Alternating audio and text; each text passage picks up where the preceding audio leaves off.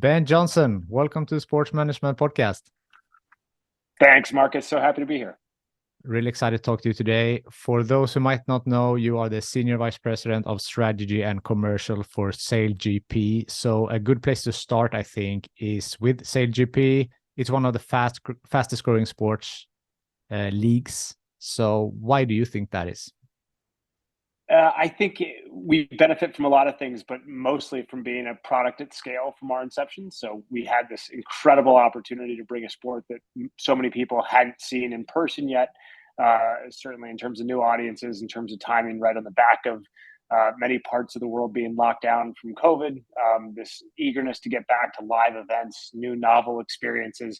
SailGP was well positioned, well timed to go off and really capture what I call sort of the next generation of emerging sports fans. It's more of a lifestyle sport. We're easily accessible, family friendly, brand safe, at sort of the perfect moment for these incredible event experiences to bring in new audiences. When you get to a SailGP event, it's something where you can see the entire action unfold directly in front of you. And there's not a lot of things today that are both new, high speed, and built for sort of the modern consumption habits. So, we're taking that opportunity and running with it as quickly as we can. We're already at 14 events around the world in terms of scale, but have benefited a lot from people's desire to go see new things and new experiences really on the back of the world sports ecosystem shutting down in 2020. Yeah. And it's also a very sustainable sport, comparing to other racing sports, usually in, motorsports are not that. So that's also something that, you have on your end. Very much so. I mean, we're purpose-led. We're a legacy property, and our plans are looking 10, 15, 50 years out in terms of how we can lead the charge in terms of sustainability, gender equity, areas that we think we can have a tremendous impact in terms of what this sport represents for a global audience. And you mentioned sustainability. There is no sport doing as much as we are in this space. Fiona Morgan, our Chief Purpose Officer, has set this incredibly ambitious vision with Sir Russell Coutts, our founder, about how we not just sort of set those targets for ourselves, but then we go and really live that purpose across the events. I know a lot of folks are familiar with the Impact League and the infrastructure we've put into place around that. But for anybody that hasn't heard of it, it's our podium for the planet. So it sits directly next to our competitive sport league on the water. And it really challenges the teams to live that purpose piece from a sustainability perspective off the water with individual partners that they can go off and do custom work with in their markets, in their regions. So nation versus nation sailing. And the Impact League, I think, is one of the most ambitious ideas in sports, where we have challenged the teams that, yes, your performance on the water, on the court matters, but it's not the only thing that matters. And I think really reflects sort of again, people's modern affinity and want brands, want leagues, want athletes to share some of their personal passion points, and no better place to start than something that's immediately relevant and equally critical for all of our global territories, all of our global teams, and obviously our global fan base. Definitely. And the league plans its global calendar in order to minimize carbon footprint. So can you talk a little bit about that? Because it's, of course, logistical reasons. You need to transfer all the boats and equipment from place to place. So how are you working to minimize your carbon footprint? Yeah, lots of very specific individual steps. Everything you've mentioned in terms of calendar planning, how we can use freight shipping. So we're not air shipping any of our equipment currently, which is a massive differentiator between us and other global properties. So certainly this is where we think we can be best in class. There's obviously always work to do from a carbon footprint standpoint, being a large global league. But we take that responsibility into event delivery, into calendar planning, into local partnerships, everything from reusable sustainable fuels on site. Again, each team is doing tremendous work as part of their Impact League inclusion, looking at their electricity use on site, their food selection, their ability to reduce waste on site with materials that they recycle to local sailing programs. So when we look at our event footprint, we're about 110 shipping containers that travel around the world. We're constantly in motion, which also provides us an opportunity to constantly evaluate what it is we're bringing with us, how that's having an impact on site, and where we can find local partners from groups like the Carbon Disclosure Project to really help us measure, evaluate, and constantly iterate off of what we've been doing to date to get better and continue to sort of set that benchmark for other sports leagues. And I assume that it gets more complex because you are growing all the time. You have grown from 6 teams to 10, and you have now 11 events, I think, the latest being a German team that got added. So that adds to the complexity, I assume. It absolutely does. And Fee's team has continued to grow as we've looked for other areas to, again, have that impact and set those targets proactively. So in terms of the groups we're working with, we're really fortunate to have some incredible individual team partners like Live Ocean with the New Zealand team, finding ways to continually, evaluate, again, not just from one lens. It would be easy to sit back and evaluate just the event footprint, but we look at the travel to the events. We're making carbon conscious staffing decisions. And then it actually plays into things like our technology stack as well. And being a wholly integrated league, we have the luxury of looking at some really unique challenges. So that example from a broadcast standpoint, our entire broadcast team, as well as the referees for the event, sit remotely in London. So that team doesn't travel to the event. We don't have the carbon challenges of getting that very large broadcast production team on site at each race, which again, for another sports property, they typically bring their broadcast trucks, an entire crew and team to man all that equipment. We do all that centrally via London, and then distribute that out to our broadcast partners in more than 190 markets around the world. It's a very sort of small, specific area, but it's one that we've had a massive impact in terms of being a sustainable sports league and then finding ways that we can apply that learning to other parts of the business. The expansion of the league is now also come to the US with the expansion of New York and Los Angeles. Is that an important market for you guys? Critically important. We believe the opportunity here is as large as it is in any other market around the world. It's also a unique market from a sporting perspective. The emergence of F1 here in terms of popularity, still not the largest motor racing sport we have here in the U.S. Reminding everyone that our friends at NASCAR continue to capture a massive audience, both from a linear and from an event attendance perspective. But we've seen this demand for lifestyle sports, and the U.S. is home to so many iconic events. Whether that's the Kentucky Derby, the Indy 500, Masters Weekend, where you can go to those events as a general sports fan. You don't need to be a diehard fan of that sport. You don't need to have a favorite athlete yet. You can go, and it can be more of a social experience on site, and finding ways to emulate the incredible event experience of those types of sports properties, even some non-sports properties like Coachella, where again, you don't need to necessarily be a fan of the musical acts that you're going to see. It's always more fun when there's somebody to cheer for. But for your first event experience, you can go because your friends are going and still find it to be imaginative, fun, compelling, all the things that we want our racing to be when we go to new cities like Chicago. And so that creates a huge opportunity for us in terms of audience. Really that lifestyle event weekend where we're bringing in people that have never experienced the sport of sailing before. We really see ourselves as more of a racing property from that perspective, and making sure that time on site in these cities is immersive, is unique, and really additive from everyone's sort of social experience on site at the races. I haven't personally been to an event, but I'm assuming here it's, you talked about NASCAR, and then we have SailGP. SailGP is on the ocean. If you watch it from a viewer's fan perspective, like it's impossible to get very, very close since it's out on the water. So how are you working on getting the fan experience the best possible? And Marcus, it's a counterintuitive, but it's unbelievable how close we've been able to get the F50 boats. So our custom built racing sailboats are called the F50. They go in excess of 60 miles per hour. Just incredibly fast. One quick anecdote: when we had Max Verstappen, the F1 driver, on the U.S. team F50 last year, he was talking about the speeds just being so unexpected because you don't have brakes, you don't have the sense of traction you do in a traditional vehicle. So 60 miles on the water, can feel like hundreds of miles an hour in another craft. So 60 miles an hour for the speed of a sailing boat with no brakes, no machine power, is just a tremendous speed. And we are bringing those craft in incredibly close proximity to downtown city center. So when we're in Chicago, we're able to race within 20 yards of Navy Pier. So you feel like you're right up next to these sailboats at incredible speed. We have 10 boats at the same time going, again, in excess of highway speeds, all in very close proximity. And we're able to bring the boats so close to land because of some of the advancements in the technology in this sport. So we're able to hydrofoil and get the boats racing in lighter wind conditions. That also allows us to bring the entire experience closer to an event village, closer to shore. So we actually see SailGP as stadium racing.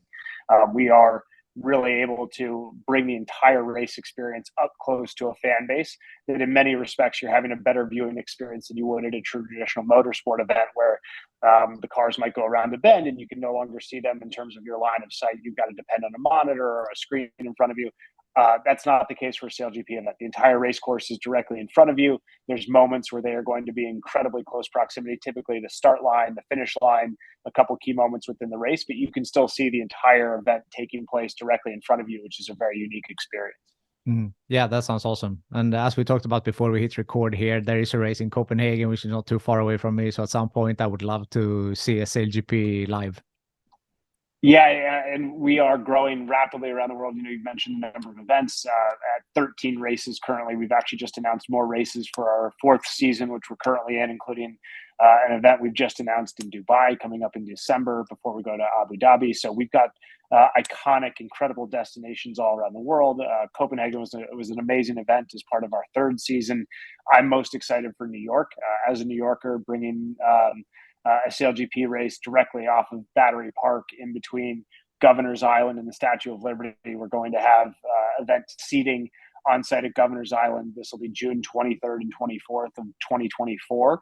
And we see this as being one of those defining moments for the league, as you're going to be able to bring first-time guests on site in Governor's Island, put the racing directly in front of them, and again, create that immersive experience you just don't get with any other racing property, as close to the audience as actually possible.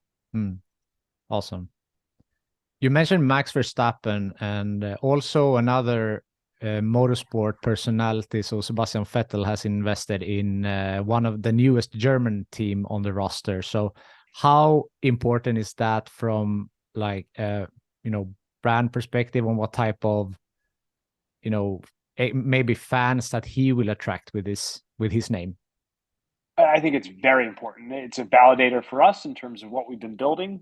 Certainly from a sustainability standpoint, I don't think that there's a more credible global voice in motorsport today than Sebastian Vettel. So I think, we're certainly honored that he entrusts us to be part of that progressive story in terms of sustainability and the importance of that to the league and to the individual teams.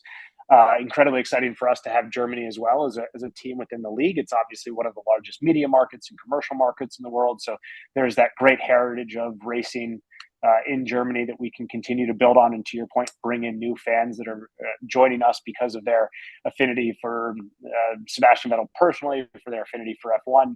We certainly see a lot of overlaps in terms of those event experiences where it's a global calendar, they're incredible destinations, it becomes a social experience very much the same way the F1 events do. And I think what we're seeing with that German team will be the continued strategy of the league to bring in unique personalities, talent, and additive individuals that can help us reach audiences that otherwise don't know that this great sport exists yet. Yeah, that's true. And I also read that you're creating a fan-owned team. So it says that SailGP has amended its rules of participation to allow for blockchain-powered DAO facilitated fan ownership. What does this mean? So the DAO team is a project that I'm also very personally passionate about. It is in partnership with Near, Layer 1 blockchain out of our 3rd season. We partner with them globally for the league, and very proud that of the Web3 space, it's one of the few partnerships that we're still very eager and proactively proud to be talking about. When you've seen that space contract a lot over the last year with some very unique challenges from an industry standpoint, we think we've picked one of the best operators, one of the best partners in blockchain technology and Web3. The fact that they are still continuing to grow their sports sponsorship portfolio right now with the ICC and cricket, we see that as a validator for us having picked the right partner in the space. So what we designed with Near was this idea, looking at the regulatory environment in the US and knowing it's important for them to continue to build on their ethos and brand pillars of community, reliability, trust. We wanted to take that and take one of our assets and team ownership and try to find a way that we could build off of some of the great work they've done with one of their sub-brands of Astra DAO. So a DAO, for anyone not familiar with it, is an idea of a decentralized autonomous organization that can then own a own anything. They could own a professional sports team in this instance. They could own a music collection. They could buy a physical property. And what it enables is this idea of governance globally, with a group that has the same status and things like voting rights. It allows everything to be on chain, drive transparency. So we wanted to find something outside of, call it, the NFT space. We wanted to find something that we thought was additive to our fan base, that we thought really played into the purpose-led nature of Near. And for us, a DAO team was a material gap we see in American sports. So you've got American sports fans that are some of the most passionate in the world. They follow their teams. They paint their houses red because they're fan. They're the Kansas City Chiefs fan. So the fan affinity is built into all parts of our culture, but the limitations in terms of team participation are material. The teams continue to be owned by a very small group of ultra high net worth individuals. The fans' ability to have a material impact on the way those teams operate, whether it's athlete selections or partnerships or what they do off the field, are very much limited to their voice in the stadium. And we wanted to take one of our teams and enable fans around the world to have a say in how the teams operated. Everything from athlete selection. Do we want a more diverse, more female athletes on the team? Do we want to go pick sailors that haven't had the opportunity to get into the upper echelons of professional sailing before and give them a chance? So by giving a voice to fans, we're able to really demonstrate what makes SailGP unique, being a tech-forward, innovative league that we think has the opportunity to be competitive with, again, traditional sports in terms of things like ownership, but while still taking some of the things that Near does really, really well. So the DAO for me is, I think, one of the most interesting stories in sports. It goes beyond token ownership. So other teams have issued bonds. They've done things in the past that allow people to put their name on the wall, but doesn't really give them a material interest in the actual, again, management of the team. The DAO is designed to solve for that. So we've got an incredible group of early investors that have expressed interest and continue to work with them in hopes that they can sign the participation agreement and become a full-on team owner going into our fifth season.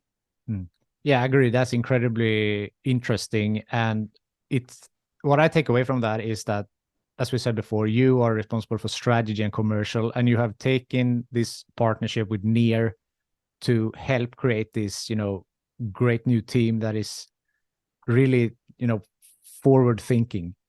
So looking at the other partnerships that you have, for example, Oracle, T-Mobile, Bloomberg, how do you pick these partnerships and what type of values are you valuing? Yeah, it's a great question, and we have the luxury and the responsibility of picking partners for the long term. So for each of those incredible brands that you mentioned, we work with Fortune 50 best-in-class partners across everything from you mentioned Oracle, Rolex, Emirates, just incredible brand names, T-Mobile, Red Bull, that we get to work with in all these different areas. None of them are as simple as a logo placed on a piece of media. So we really get to look at the objectives of our partners and build strategy and opportunity from scratch with each partner. So when we go off and partner with T-Mobile, we're finding opportunities to integrate their technology into our racing fleet that then can add value back to our fans. So our spectators on site can get new video angles. They can get real-time data off the boats that they otherwise wouldn't have had access to. So we use the T-Mobile 5G connected to the Oracle Cloud to create solutions, everything from coaching to safety to scoring, and then giving some of that data and access back to the fan base. So in each instance, we want our partnerships to be authentic, real-world, measurable case studies that we can go off and build, again, additive experiences for our fans, for our athletes. And I think there's no sports property in the world currently that is being more creative and forward-thinking and how they do more for a brand partner than just a traditional logo placement. We've got all of that capability as well. We broadcast on incredible, iconic television partners and linear partners like CBS Network here in the US, ITV. So great broadcast partnerships, but every logo you see in SailGP, we are doing something more unique with them behind the scenes, whether it's B2B development, whether it's technology integration, storytelling, case studies, activations like with Red Bull when we did bring Max Verstappen onto the boat. That's obviously part of the relationship with Red Bull Oracle Racing. So always looking for ways that we can go off and innovate and do something really unique in the traditional sponsorship space. And that's so important, right? Because the fans are so aware nowadays, and they want to support a league that share values with them and to think similarly. So to bring on partners that make sense and to make the league better, that also makes the fan associate even more with the league, I would assume.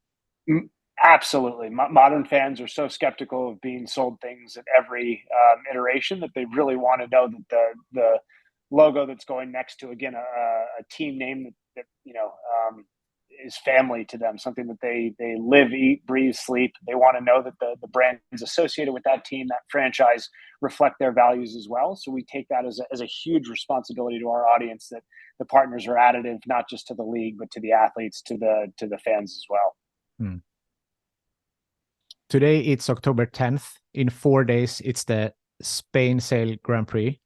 So how does a event week look like? Now, when you woke up on Monday morning, what are you doing this week and building up until it starts? The event week is it's what I love most about being in sports, that opportunity to bring such an incredibly diverse and talented group together to create these amazing experiences. Our operations team are the best in the world at producing these incredible events. I've mentioned everything breaks down into about 110 shipping containers that we do from a sustainability standpoint, but it also allows us from an event delivery standpoint to own everything end to end. So we've had colleagues in Spain getting that event set up for about a week and a half now. As this week ramps up, the best in the world athletes will arrive. Olympians, America's Cup winners, the SailGP teams will show up on site. Male and female athletes get ready for an incredible weekend of racing. We've also been in Cadiz in Spain multiple times. So it's one of these cities that we have an incredible relationship with.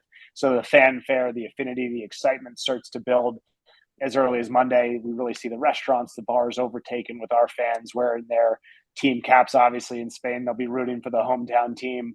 But we do find our fans travel around the world to follow their athletes, their teams, and really show that support in each market. So, especially in a city like Cadiz in Spain, that excitement really starts to take over the entire town. There's music festivals, there's restaurant experiences, all of this built into the event week. We start practice racing, getting on the water tomorrow, Wednesday, Thursday. So we've got a couple days for the athletes to get back on their F50, get ready for the race weekend, go through safety checks, prepare for the racing. We do content capture, all the sort of behind the scenes stuff. So some of the locals in Cadiz will start to see boats on the water very shortly. And then Friday is our test run day. We get all the teams on the water, everyone really ready for a full event. And then Saturday, Sunday, 2 days of live racing. That will include 3 heats on Saturday, 3 heats on Sunday, points based for the league. So we actually have a unique opportunity in motorsport where we have individual race winners, but then everyone is still competing for the end of season championship. So all you can do across the season is secure a spot as one of the last 3 teams on the last Sunday. So we don't have the instance where someone's won and they're still, or won the championship and there's still 4 or 5 events to go. So we really love that there's always something that drives the team competition. Obviously everyone wants to win each race, but there's always a larger world championship competition that everyone is still working towards as well. And Saturday and Sunday will just be the best racing you've ever seen on water. It's right up next to the shoreline in Cadiz. We'll have tens of thousands of spectators lining the city walls. It's also one of the oldest port cities in the world, so it's this incredible old world infrastructure. Looking at some of the most advanced sailing, some of the most advanced racing craft. And for anyone that hasn't yet, pulled up Google or Instagram or YouTube and looked at some of our racing footage, the SailGP F50 really does look a lot more like a spaceship. So it's this incredible juxtaposition of high tech, high speed racing craft next to this incredibly beautiful historical port city of Cadiz in southern Spain. That's awesome. So you mentioned CBS, ITV. If someone, because there are listeners from all around the world, if someone wants to watch this great event, or now it will be released after this one, but in general, if they want to watch an event, how can they do that?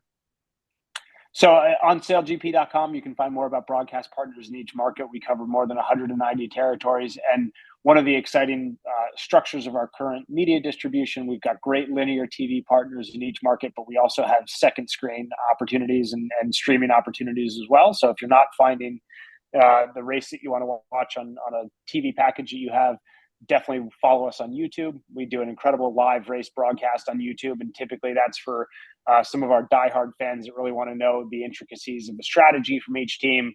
I love watching actually on YouTube and on linear, so I get the mix of traditional broadcast sport next to a screen where I can get a little bit more immersive, talk to people live, chat with some of the other viewers. We also have the SailGP app, which is an award-winning, incredibly immersive experience that allows people to follow individual teams, look more at the data, the actual information coming off the boats in real time. So those are three great ways to watch, whether it's TV, streaming, or on the app. And what I find is watching a SailGP event is so communal. So you can really learn about the sport.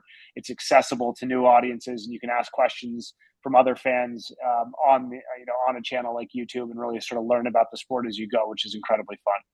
For sure. So now I would like to dig in a little bit about your background and how you got into sports. So you mentioned you live in New York, but you're from Colorado, if I'm not mistaken. So how, when you grew up, how did you get into sport, and how has your career looked like up until this point?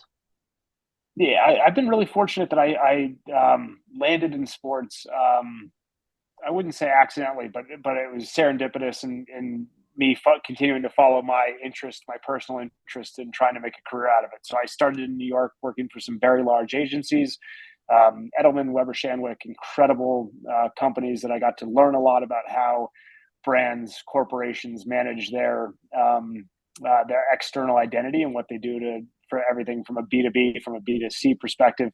And I had a friend send me a job opening at a company called Tough Mudder. This was right after the market crash of 2008, 2009 in the US. And they were creating something very unique from a brand perspective. I think by the time I joined, more than 50,000 participants had gotten the Tough Mudder tattoo. So it was a brand that had this cult following, this incredibly immersive experience. It was social, it was communal. And I joined that because I was excited about what they were building personally, but I also saw an area from a marketing perspective that I could add value as an individual. So I'd say in each instance of my career since finding that opportunity, I've tried to find things that I'm personally interested in, find areas that I think I can have a material or outsized impact.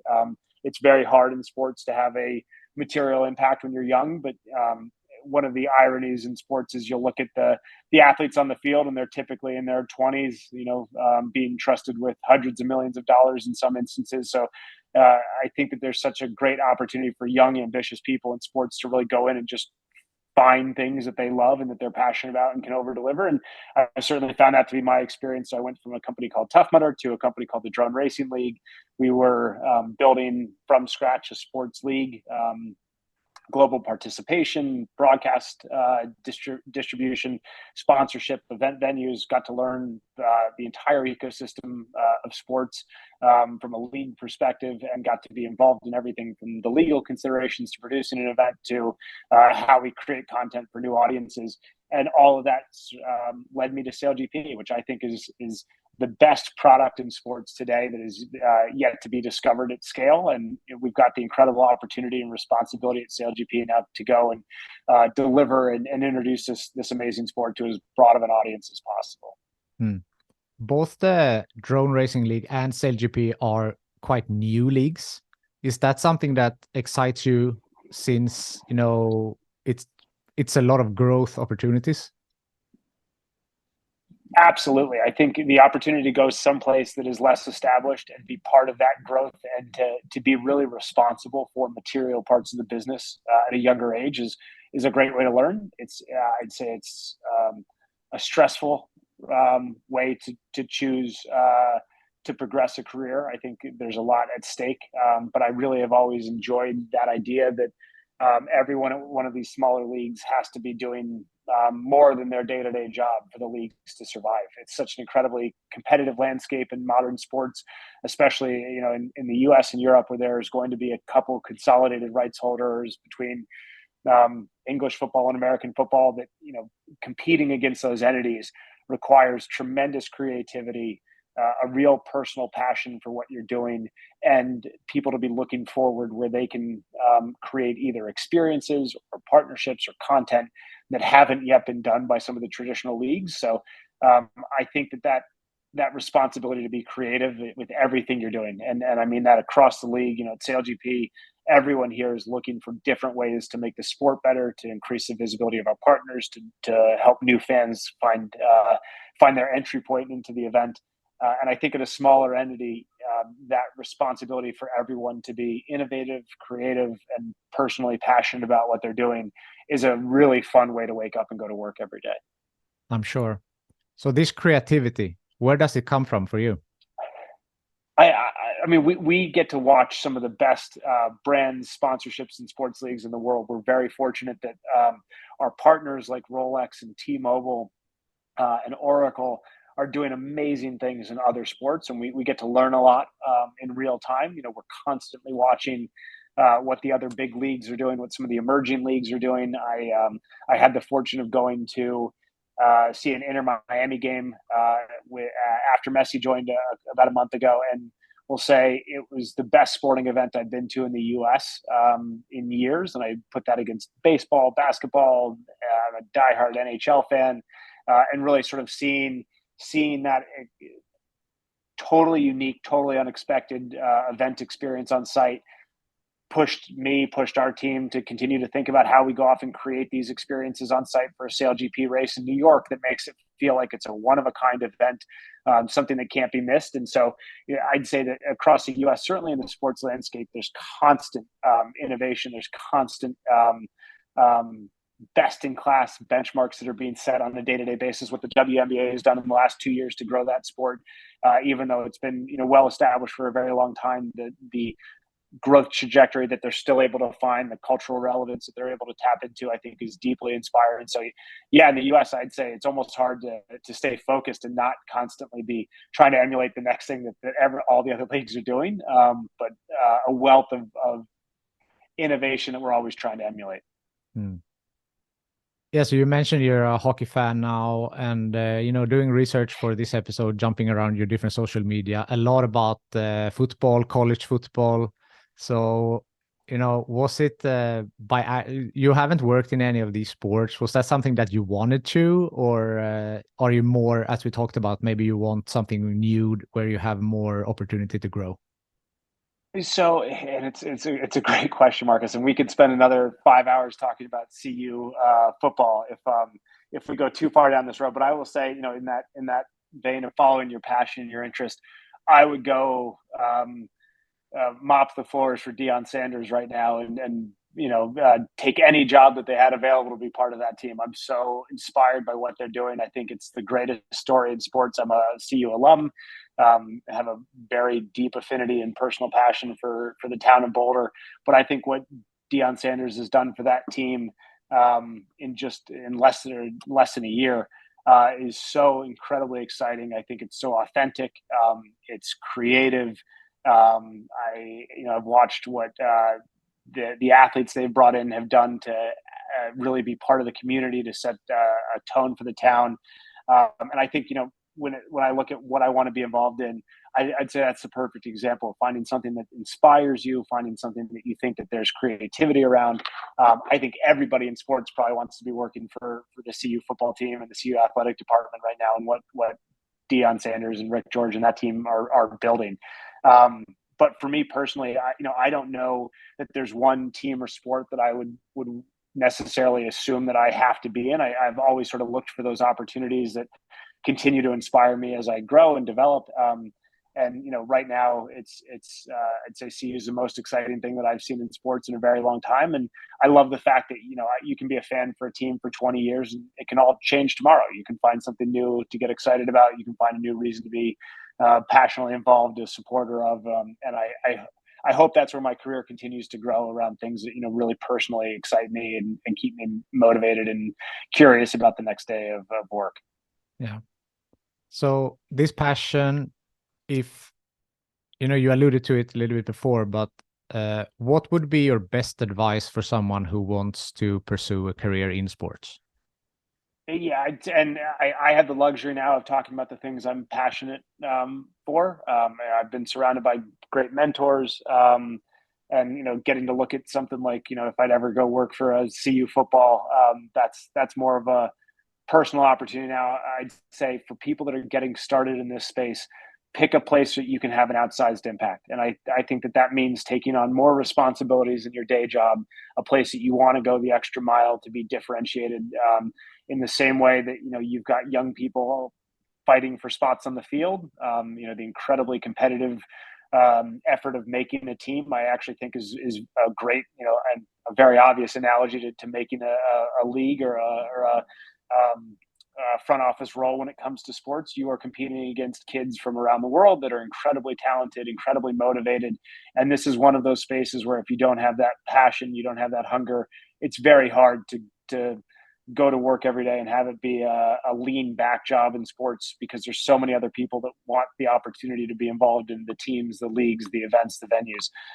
So I'd say, find those places that you think you can truly have an impact, and then lean into that. I think it's like you're constantly trying to make the team. You want to be part of the next phase of growth, the next iteration for the team, and that is an opportunity in sports that I think is most unique to this industry, of how far that can carry you here if you really want to outwork and out creative and outthink some of the other leagues and properties.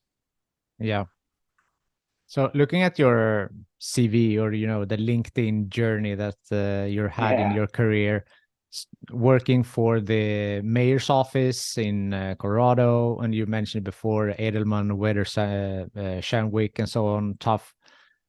It looks like just a hockey stick growth type of career, and now where you're in SVP. But has there been any bumps on the road in your career, and if so, how did you overcome them?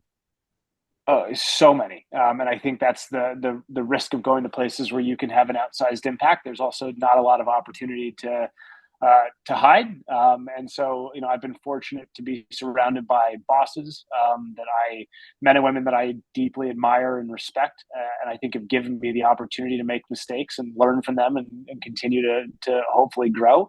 I think when looking at a career, especially in sports, it's obviously that idea that I've mentioned of having an outsized impact, but also finding people that are personally invested in your success. Every boss is going to have a professional investment in your success, but finding people that really want you to do well as an individual and want to support that growth, that education, I think is so fundamentally important to finding experiences that are truly additive. I've made mistakes on so many different areas of operating a business and growing a marketing team, and been fortunate that been surrounded by colleagues that pick me up when we make mistakes, finding opportunities to apply that learning immediately and go off and try to solve for some of those problems. And I would say most things in sports are not a linear path.